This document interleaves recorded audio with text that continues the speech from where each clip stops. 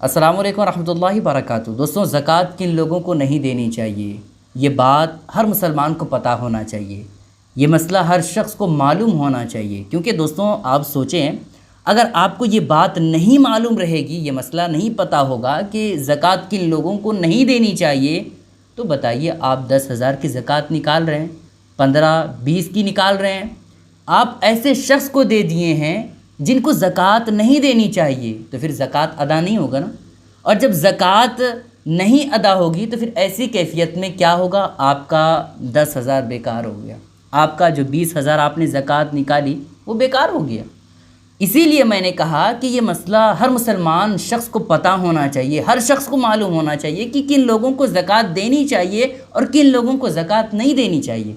बस आपसे दोस्तों गुजारिश है कि वीडियो को ध्यान से देखिएगा और समझने की कोशिश कीजिएगा, और वीडियो को लाइक करने के साथ साथ चैनल को ज़रूर सब्सक्राइब कर लीजिएगा। दोस्तों 6 लोग ऐसे हैं जिनको ज़कात नहीं देनी चाहिए। अगर इन 6 लोगों में से एक शख्स को भी आपने ज़कात दिया तो फिर ज़कात आपकी अदा नहीं होगी।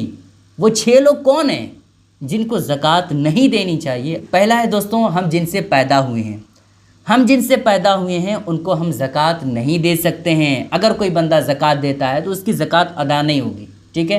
हम जिनसे पैदा हुए हैं, क्या मतलब, यानी हम अपने माँ बाप को ज़कात नहीं दे सकते हैं, वालिदैन को ज़कात नहीं दे सकते हैं। उसी तरह से हम अपने दादा दादी को ज़कात नहीं दे सकते हैं। इसी तरह से परदादा परदादी को ज़कात नहीं दे सकते, यानी ऊपर तक आप चले जाइए, नाना नानी को ज़कात नहीं दे सकते हैं, ना पर नाना पर नानी को ज़कात दे सकते हैं। इसी तरह से आप ऊपर तक चले जाइए, ऐसे अशख़ास को ज़कात नहीं दे सकते हैं जिनसे हम पैदा हुए हैं, ठीक है दोस्तों। तो एक आपको पता चल गया। दूसरा है दोस्तों, हमसे जो पैदा हुए हैं, क्या मतलब, यानी हम अपने बेटे को ज़कात नहीं दे सकते हैं, बेटी को ज़कात नहीं दे सकते हैं। इसी तरह से बेटे के बेटे को ज़कात नहीं दे सकते हैं, यानी पोते को ज़कात नहीं दे सकते हैं, पोती को ज़कात नहीं दे सकते हैं, नवासे को नहीं दे सकते हैं, नवासी को नहीं दे सकते, यानी नीचे तक आप चले जाइए, ठीक है। हमसे जो पैदा हुए हैं उनको ज़कात नहीं दे सकते हैं, ठीक है। कितनी चीज़ें हो गई? 2 चीज़ें हो गई।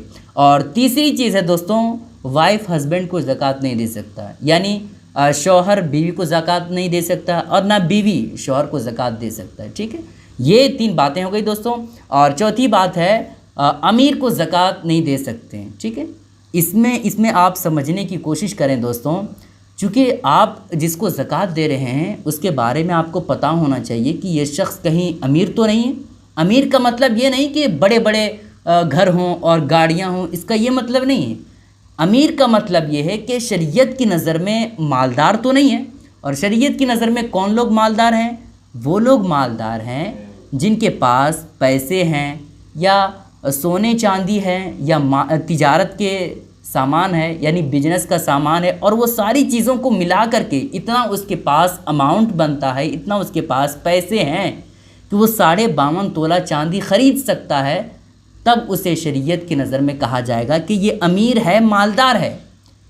ऐसे शख्स को ज़कात आप नहीं दे सकते हैं। अगर आप देंगे तो फिर आपकी ज़कात अदा नहीं होगी, ठीक है। तो आप जिनको ज़कात दे रहे हैं उनको देखें कि क्या ये शरीयत की नज़र में मालदार है।